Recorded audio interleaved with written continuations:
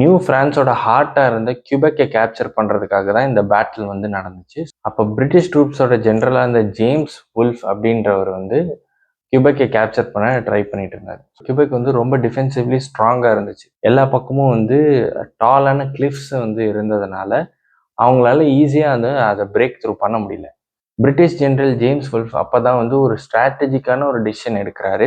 Over night வந்து 4400 சோல்ஜர்ஸோட அந்த கிளிஃப்ல ஏறி அவர் வந்து அவரோட ரேங்க்ஸை பிரெஞ்சு போர்ட்டுக்கு பக்கத்துல ஃபார்ம் பண்றாரு.